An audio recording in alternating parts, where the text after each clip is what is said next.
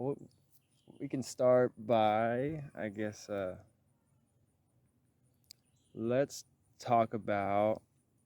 Okay, this is a good place to start off with. We look at people and we come together, and I want to conversate to just to be a mirror and to ask questions, and then to find out what we're really doing as a society or as human beings, and then how things can be different. And I got some cool ways to where we can see that. We're going to go into some science and things like that. But we'll just see where the conversation goes. So we can start off with, all right, what do people we tend to have, especially in our society? What is the challenge with us? And the challenge seems to be, well, I'm challenged every day to be successful. I'm challenged every day to overcome obstacles. I'm challenged every day. I challenge myself to be better than what I was, and we challenge ourselves in that way. But I don't. Why don't we ever have the challenge, the one challenge of just freedom from all of that? And so when we come together and you're here and we talk, human beings can't really have a conversation, or we can't even begin to start loving each other if we don't always challenge ourselves with freedom, having freedom. And we think we have freedom. And so if I look at society now and everybody thinks we're free, especially in America, and it's a fact that we're not. Yeah. You may have freedom to do what you want, and then within that freedom, we tie ourselves down, and then we want to judge other societies and say, oh, they have a certain leader that holds their society down, but we don't look at ourselves and see how we constantly look for leaders ourselves. So I'm trying to find something, and I go to this person to find the answer, or I go to church and go to the priest, or I have the books that I've read, and then the leader of even my own knowledge that I think is a leader. So I'm always trying to impart my knowledge on somebody else and say, this is the way you do it, and this is how it's done. And so, and all that, we can get into it if we need to, comes from pain. Everybody has pain, everybody has fear. And so if I'm constantly challenging myself, and if we're always having conversations as human beings of freedom, how can I be free? Am I actually free, or can we ever be free from suffering, from conflicts, from propaganda, from media, from magazines, from TV, from all of this stuff, romanticism? How often do people ask those questions of, can I have freedom from all that? Freedom of pain within myself, freedom from my past, which is just the past of generations that you inherit. And we just accept it, and we think that this is the way humans are supposed to live. Through suffering, I overcome suffering, and then I become something better. And people always say, well, I can't know love without suffering. So then somehow you have this distorted view of what love is that creeps into everything. I see distorted views of love with children and with parents and their children, distorted views of love with spouses, even with the church and religion, distorted views of what that means for love. And so until human beings can all be on that same wavelength of, all right, I'm going to challenge myself with freedom, then all you're ever doing is putting your views on somebody. I mean, there's always going to be conflict. If my religion is always different than your religion, there's conflict.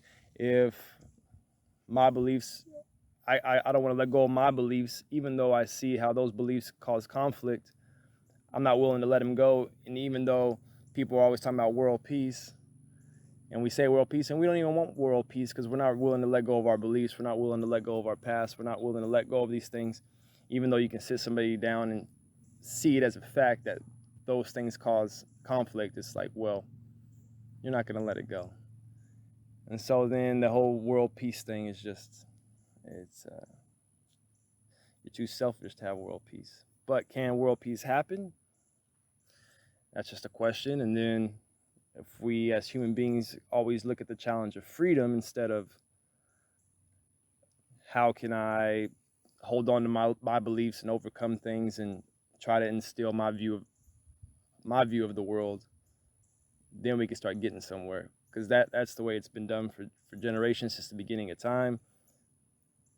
We can get into it. The way it happens is, I mean, you can see that human beings first came into existence, however they did, and then brain conditioning just started.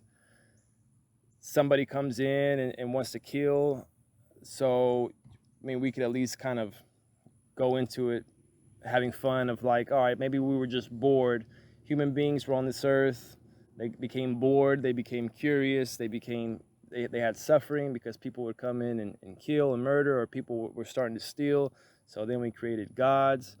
So we created conditioning. We already had conditioning of the suffering. So instead of looking at, all right, why is somebody killing? Why is somebody stealing?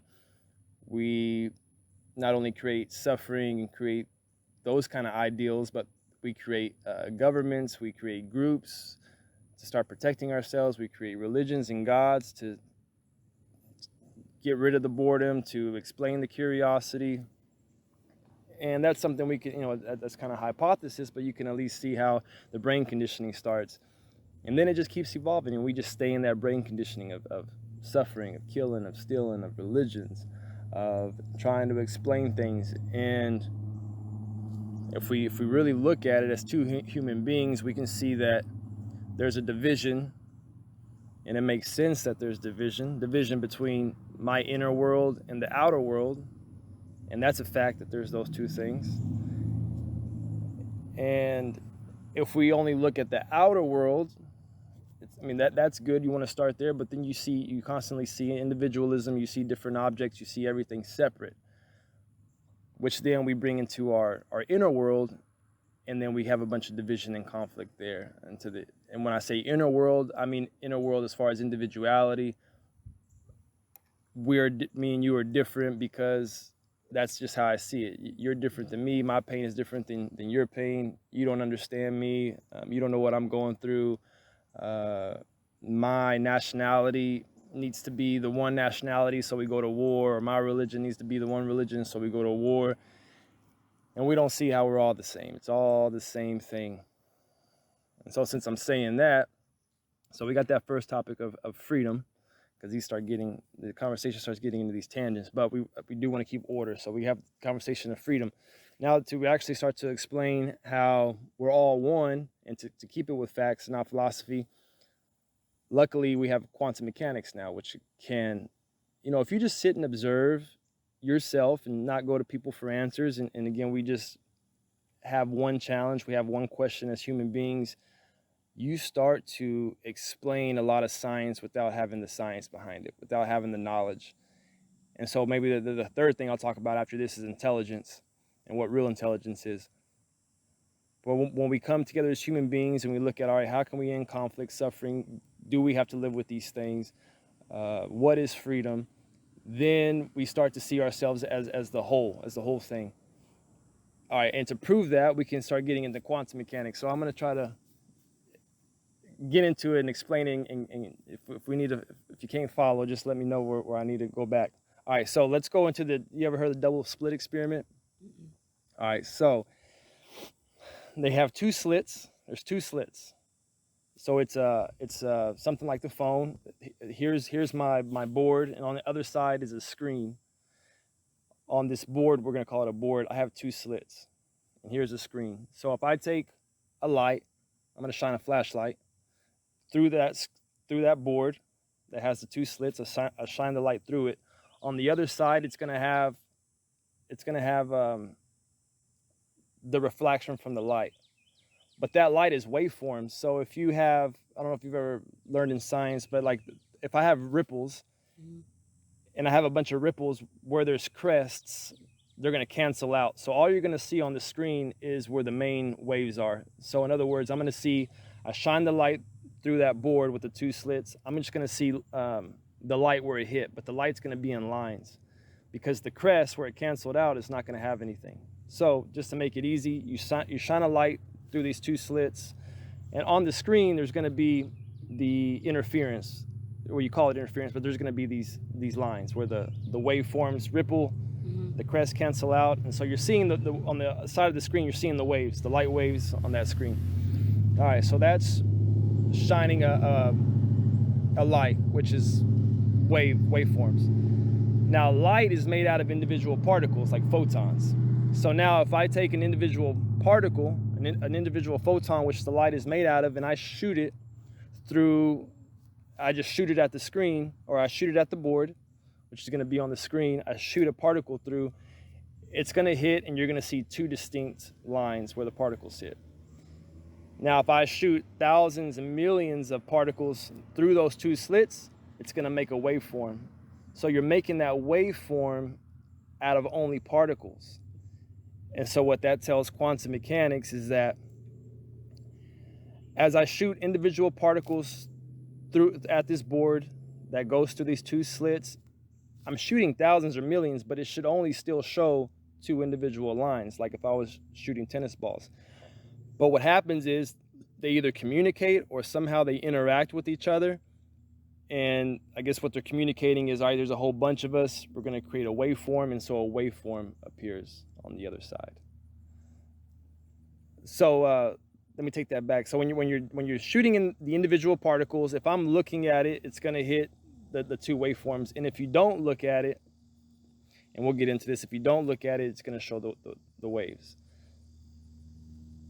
So all we need to know now, so if I'm not, to say I'm not looking at something means I'm not observing it. I'm not putting a measurement to it. And so we're going to start applying this to what the consciousness is. All right, so let's try to break all that down for people that are familiar with that whole double slit experiment, or you can look at it and try to find the explanation. Is it? But most of it, all it's going to be is that if I shoot individual particles, somehow they can communicate with each other and they can interact and they can make stuff. All right, so if I take away, there's the me, there's the individual. So if I was doing this without having any knowledge of the quantum mechanics, we'll come back to it and we'll show the correlations here. All right, say I didn't have any of that knowledge, but if I look at us as individuals, and all right, so there's me, there's the individual with pain, with conflict, with suffering, that's been hurt. I question, all right, so what does that mean to me? Or I would tell somebody, what does that mean that you are that? You're hurt, you're full of suffering, you're full of conflict. And so then that's when it gets deep. It's like, all right, the me, what is the me that's actually hurt? We can start off by just saying the obvious, like you are your facial features, you're just your individual body. But then that's kind of where it stops. So then what is it that we start as human beings conditioning to say, all right, but you have your own personality, you have your own brain. We question that. All right, what does that even mean, your own personality? And if I question that and ask, what is your personality? You have to say, well, it's my experiences, it's what I've been through, it's that. All right, so then what is that? Your experiences, what you've been through, all those things. Well, that we can say it's always going to be the past. All right, so then, I mean, what is the past? And if it's my past, it's all going to be the same past. So if I've been hurt by somebody else, they have the same hurt, they have the same suffering, the same conflict. We all carry the same thing, no matter how different we think it is or to what degree, it's the same thing. So now we start kind of making ourselves a little bit less of an individual and a little bit more as one. Well, my brain is a different brain than your brain. Then I question that. Well, then how is your brain different than my brain? Your brain and my brain, it's a brain. And if anything, it's the brain of humans, it's the brain of mankind. So to say it's your individual brain starts getting a little bit into selfishness and narcissism, and getting and then what that ends up breeding, which is just a fact by observing it, gets into neuroticism, gets into conflicts, gets into suffering, where you have up and down emotions because you see yourself as this individual. And then you just see that the consequences of seeing yourself as an individual produces the conflict, produces the division, the fragmentation, produces your own individual ideas of what something is, which isn't fact at all, which isn't anything at all. And then we go on as human beings to then impart our individuality on other people. And then with all that pain and that suffering, we go out to try to control others. We go out to try to say what someone's doing wrong. We go out to say, well, that's not the way it is, or you need to be converted into this group. You need to be part of this group, because in the fact that you're not part of this group, then you're that. So now we get into the division of you're this and I'm that, and it all comes from individuality. Now I start questioning things, and I start questioning, all right, the brain. I start questioning your personality. We have a word called consciousness. So now that we're actually trying to investigate this stuff instead of investigating all the little petty things that we try to challenge ourselves with, which we've talked about, overcoming obstacles, trying to challenge myself to be a better Christian, trying to challenge myself to be a better person, which then to me just ends up making people pretty petty and makes people very small, because now again you have all this conflict and suffering. You end up having no difference between you and an animal. And I'm a human being. We have a lot more, the brain and the mind have a lot more potential, and we can see that because look at technology. And if we apply ourselves to something like we've done technology in 100 years, look at how much we've made. So if we can put that same energy into understanding our psyche, and we might have psychology, but psychology still fits us into that box of individuality and how to not make somebody mad and how to act. And so psychology is not the right way. This is the way to really know yourself, is to not to know your personality, but it's to know what to know as a human being. Who are you as a human being? That's to know the me. To know the me is to get beyond the me and to know why has everything gotten to this point with conflict and suffering. So we've looked at the brain, we looked at your personality. Where do those things come from? Well, we look at consciousness. All right, well, consciousness is being awake, and in being awake, there's certain contents of that consciousness which we can get into, which is like racism, tribalism, nationalities, war. And then we ask, why is that all part of the consciousness? So now we're going to start trying to apply the quantum mechanics. Well, we see on the particle level, and I'm going to use quantum mechanics because we can probably all agree. I don't know who wouldn't agree with it, and we could talk about it. The universe, everything that's in the universe is manifesting itself as us, as human beings.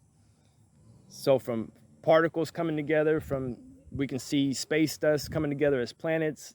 It's always an individual coming together to create something more.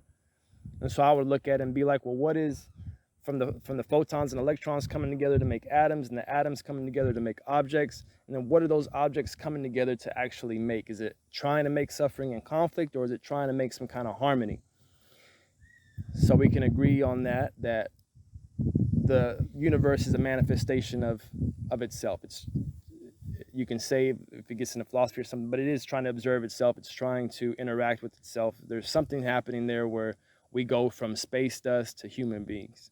There's an intelligence there, and we're going to get into that here in a second with what intelligence is. But if we're looking at, all right, the quantum world and how to apply that, just to get some understanding and make it a little more factual as far as what's going on, the consciousness.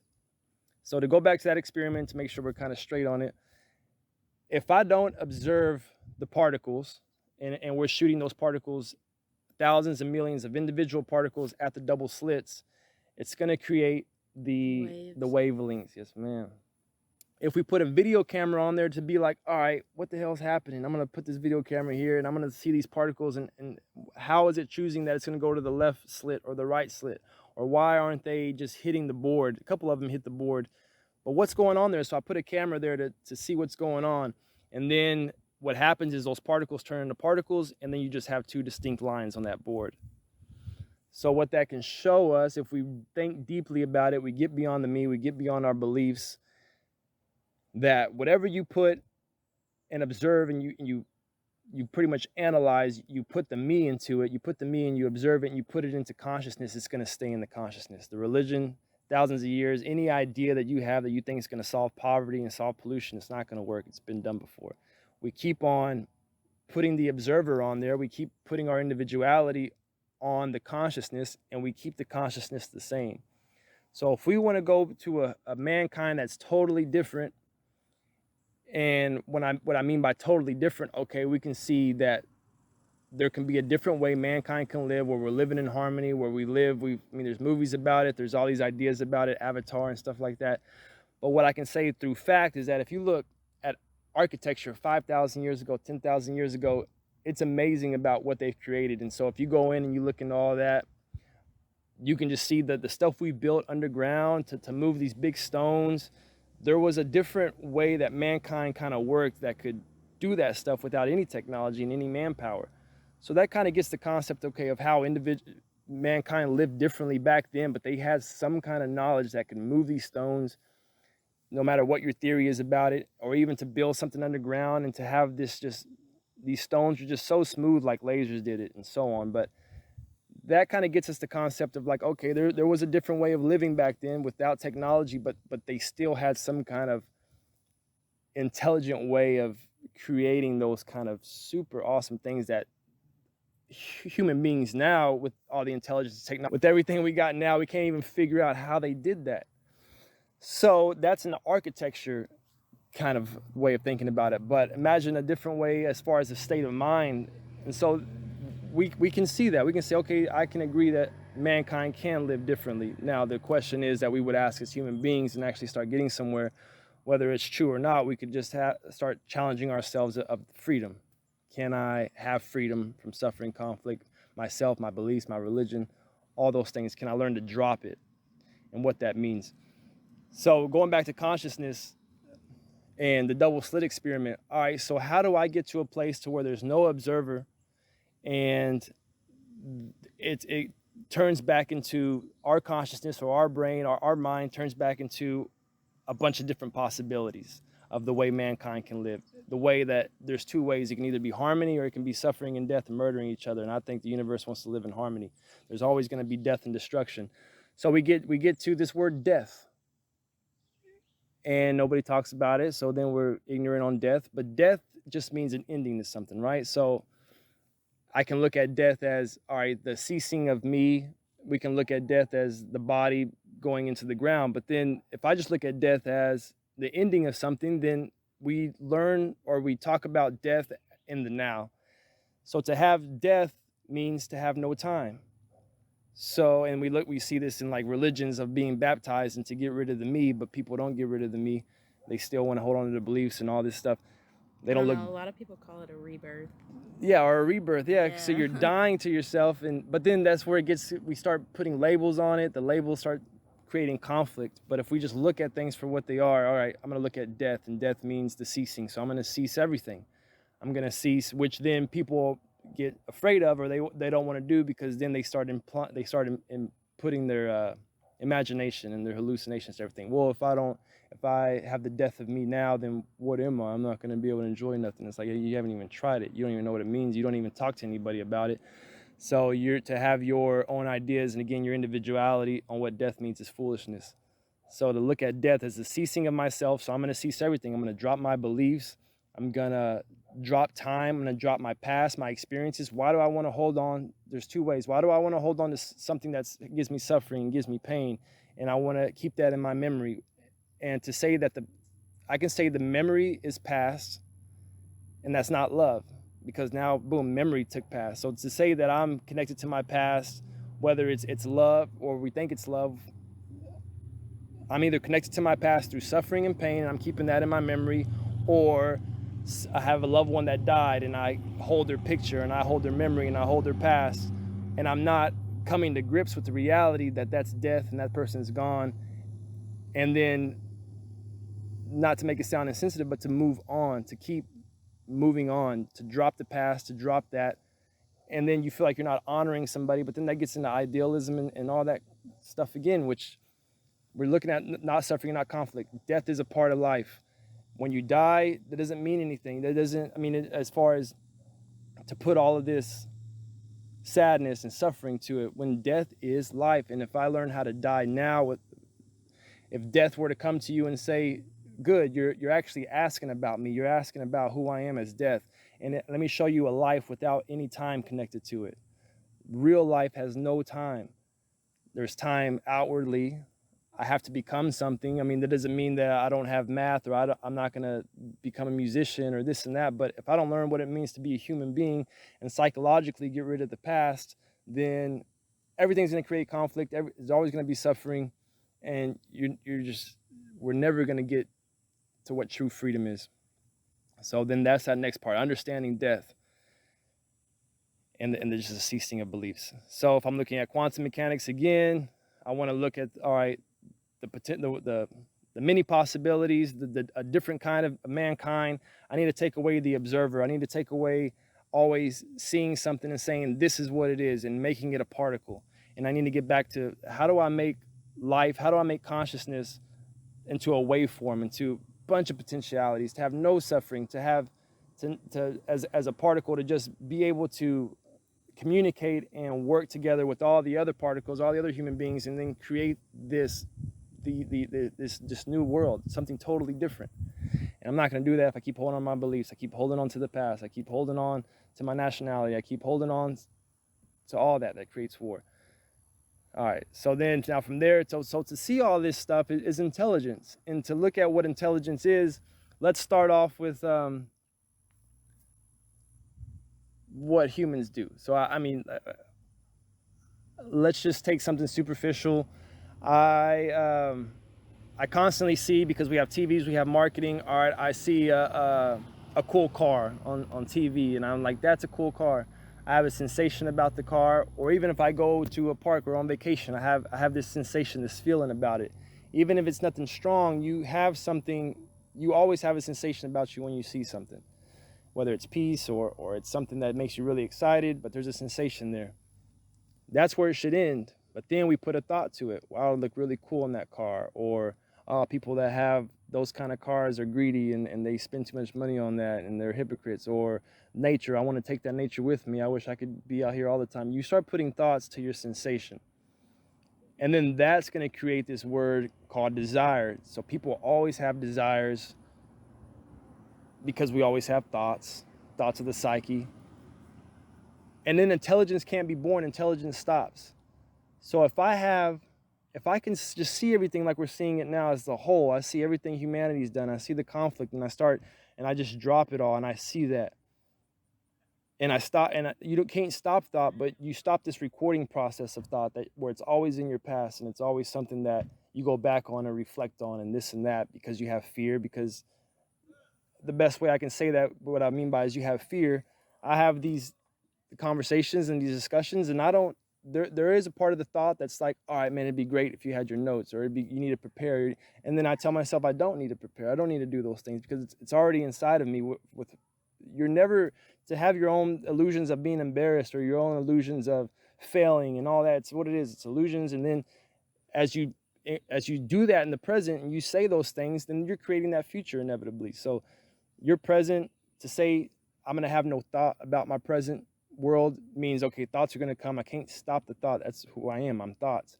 But to then see what thoughts do can start giving intelligence. And then through intelligence, when you have real intelligence, not education, that's going to produce the right action. It's going to produce certain things in you that you just start seeing making a big difference in your life, where it doesn't have conflict. You don't have suffering, because that intelligence starts to show you things. And then you can see how we start making abstractions about, maybe somebody had this breakthrough, or they have conversations like this, but then they want to start again putting stories to it. They start putting and saying it's the Holy Spirit, or they start saying that it's enlightenment, or whatever it is. And all it is an intelligence. And then that's where love, now you start seeing where love comes in, because love isn't going to be conflict, suffering, jealousy. It's not going to be the past, because with the past you get all of that. There's like no way you can't. Even if you think you love somebody, but there's attachment there, because once you lose that person, you're sad, you're suffering. And so that attachment isn't love. And it gets complex. It's a complex thing, but love is going to be the intelligence that has no desire. When I have a sensation, I have no thought to it. If the thoughts come, there's no holding on to the thought. There's just seeing, okay, it's a thought. Eventually those thoughts go away, because like anything, you condition yourself. There's habits. And then that's why it's so important for people to stick to this stuff. It is important. Every decision you make is important, because it is having an effect on the consciousness. We are connected. And so when people start, they want to do good, or they want to try to hold up their actions and observe what they're doing, but then they eventually stop because they think it's not important, or that they don't see an effect going on around them. But there is an effect happening, and the consciousness is all connected, so anything you do as an individual is great. But you have to really watch yourself, and doesn't, I don't know, I don't want to have to get into it, but it doesn't mean that I'm not joking around. It doesn't mean that I do watch certain things and I've changed the way I might say certain things, but it doesn't get rid of the feeling as far as laughing or as far as joking around. But there is a watching of your actions to know, okay, this is going into the consciousness, and I have to be careful of who I'm around and what I'm doing, and just watch the actions. But with the intelligence, it'll show you the right way. It'll show you the right action. And that intelligence is what people can say is God or love. Because then I can get into that maybe for another podcast. But to say love is God, there's the right truths in some of this stuff that we've come up with religions, but then it gets into abstractions, it gets into conflict, and you can't let it go. And so instead of reading the Bible and being like having certain moments of aha, you want to hold on to it, and you want to say, okay, then I have to follow this person, I have to follow this book, I have to do this and do that. But I've already showed, and I can't really say it without a doubt because I've had certain experiences, but I have showed that I come to this without knowledge. I come to this to explain things, just what we can see inside of us. And if we can have certain conversations, just have a mirror held up and be like, okay, I'm doing this. What is this doing in my life? What is this actually doing? But I feel like people they have too much of like an obsession with safety. Like that's like a home or like a comfort for them. So stepping outside of that is like taking everything they know away and being like, just trust yourself. And so people can't do that. Like that's like. And then nothing happens. And then they don't do it. And then nothing ever happens for them. And then they just stay in the suffering and stay in the conflict. And instead of trying it, yeah, there's fear. So we can get into then fear. How do you get rid of fear? It's like a domino effect though. Like if you start there and then you have the fear, and then the fear jumps into like I can't do this. Like, and now you're stuck back into a turtle shell. Like, yeah, all and these emotions. And it's the thought. It's the thought. The thought is creating then. If you look at the present moment, the present is made up of everything. It's got the past and the future in that present moment. So if I can just stop sometimes and just see what those things are doing, and when I start letting thought start to dictate what's actually going on, I need to tell myself, okay, thought is just thought. It's nothing's happening. But if I want to hold on to that thought, want to hold on to certain memories, it's a fact that that's going to be my future. So you make a decision. You can make whatever decision you want. Do I want that to be my future? Then let it be your future. If you enjoy all that, then fine. But if you don't, if you're actually trying to get to a place where like, no, I want to stop this, I don't like the way this is, then when I have certain emotion, or not, it's not even the emotion, it's the thought. It's always the thought. When I have certain thoughts, or I have a sensation in my body, this sensation is like, oh, I'm getting anxious, I'm getting fearful. Then the thought comes in. Then the thought creates the illusion, or it creates the future, and then it stops you from actually progressing and getting into a point where you're actually using intelligence. And intelligence is just me being able to see that. Intelligence has nothing to do with my education. It just, if I can stop and be like, okay, that's my thought. I see what my thought's doing. And then sometimes certain actions you don't have to do. So, I mean, certain people, I think, get fearful because they're listening to people that tell them, okay, go out and do this to overcome this. And it's like, I don't need to do anything. I just need to be able to see it. And then when I see it, I can see the beauty in everything. And then I'm fine right where I'm at. I don't need to try to do whatever it is. And that's what people are always telling you to constantly do. I go to church because I've gone to church with a couple people, and then I stopped because it kept being the same thing, and I've already seen enough that I need to see. But church, you go to church, they tell you to do something. Last little lecture I went to is like, you got to run this race, and you got to put everything into it and grit your teeth and your veins, and it's going to be hard and blah, blah, blah. So they're telling you this stuff, and then people are eating it up. And it just surprises me that in church you can't raise your hand and question the preacher, or just have a conversation together, but you got to listen to this one guy. There's nothing special about this guy, but somehow he's the chosen one that you're all going to listen to and follow your life after. And you have That's to. That's kind of how I feel about it. Like, I don't go to church like that anymore because it's like.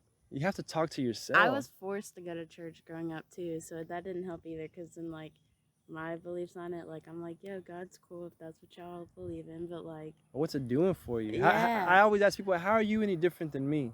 Like, you don't have any powers. You still suffer.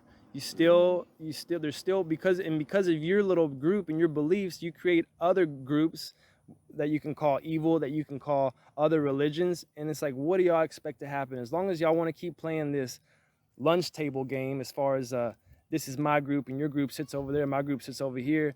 I, I'm gonna have a talk soon, but I want to question, why don't these churches come together? Or you're Muslim, we're Christians, I want y'all to come The to our okay, church. the thing I hate the most is how the Bible always gets used to like criticize other people. Like, oh, well, you're doing this, and it says in the Bible you shouldn't do this, but then it's also like, okay, but then I can contradict you and say in the Bible Yeah, you shouldn't judge and they others. have to admit that I'm justified with everything that I see, and then we can see this. So this isn't going to go anywhere. As long as you want to keep holding your Bible, then I can hold on to my Greek gods or my Muslim god or my Buddhist things, and you have to just be quiet about it and just let our religions coexist together. But there is no let's join teams as far as your religion and my religion. Let's talk about it. There's none of that. And so why is there none of that? Well, then at a certain point, you just have to drop it. And we can, if we just come together as people like this, which is why I like doing these talks. I have no motives though to help anybody or do anything like that, or to be some kind of therapy. I just want us to come together and just be a mirror to each other and be like, look at what we're doing. Can we have freedom? All right, this is what it's going to take to have total freedom from anything. And then what can that produce? And has anybody even done it before? Have we done it as a society before? Has there ever been a society that, what's going on? I always say that, but these societies we talked about on the last week, like I create a society to feel my greed, which is capitalism. So I'm this real greedy person. I'm going to create capitalism because then I can have my greed, but then I can also justify it because I donate a little bit of money and I do this, and everybody's just full of it. That says they're not greedy, but you have a $300,000 house and this and that. You can't justify that to me. And then you have people that want to be a communist or socialist, and everybody should share everything. But then you see the leaders aren't sharing everything. So again, it's full of hypocrisy. But somebody's trying to create a society that doesn't work because it's your own idea, it's your own thoughts, and we just need to get away from societies. And you just talk as human beings and realize that if we can start putting into the consciousness and creating the brain conditioning of how we're all one, and we can prove that with quantum mechanics without a doubt, we can see that your brain, I can get into like a whole story or a cool thing of like, yeah, what if the brain is some kind of alien? The brain comes in and the brain then is within human beings, but then human beings get this brain and then they start using that power for evil and saying, well, this is my individual brain now. And the brain's the whole time is like, hey man, no, it's not. I'm the brain of humankind here, man. Like we're all the same thing. We have this connection that's been lost because your individuality clouds all this clarity that you should have. And you can't go nowhere if you're constantly, it's a fact, it's not philosophy, it sounds like it, but if you constantly have baggage, if you constantly have ideas, beliefs, if you constantly want to get materialistic things, you give the brain no order. The brain doesn't have order, so it can't function the way it needs to function. So I actually went to Baltimore to John Hopkins and we got to hold the brain, like the human brain.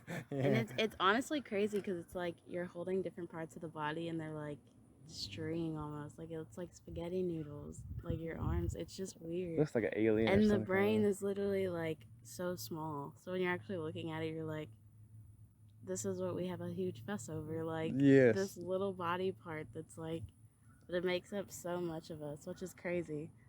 People see that and they still want to just fight and bicker and create conflict. And then again, we say we want world peace, and you don't want world peace. You want your selfishness. You want to hold on to your beliefs. You want to hold on to your $300,000 house. You want to hold on to all your cars, and you want to justify it. And you want to.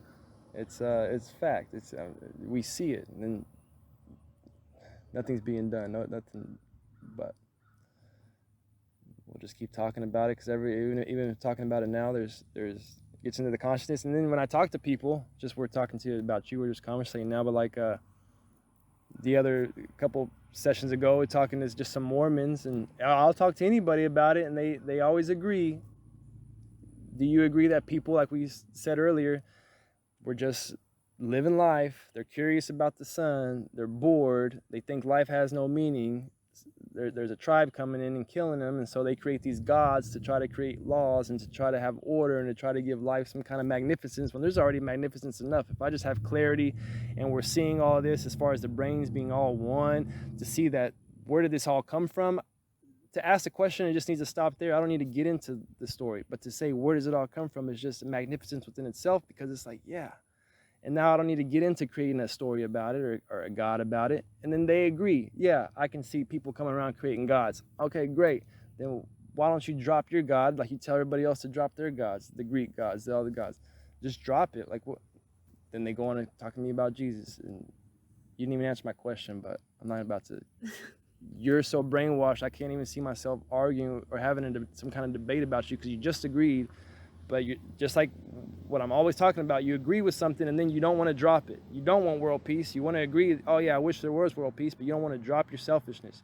You don't want to drop your beliefs. You don't want to drop your money. You don't want to drop your idea of challenging yourself for success and what that means, even though we can come to an agreement of what success really is. Is success money or success mentally health? My clarity and my satisfaction in life is gold. I don't need gold to be rich. Like, this is ridiculous. Because you talk to people and they're gonna agree and be like, yeah, you're right. I'd rather not have gold. I mean, yeah, not have gold and be just mentally stable. I understand what love is, to be on a level of just life is just beautiful everywhere I look. And then you go searching for gold and creating conflict and suffering and putting all this effort into life, and then your family's at home suffering, and we see it.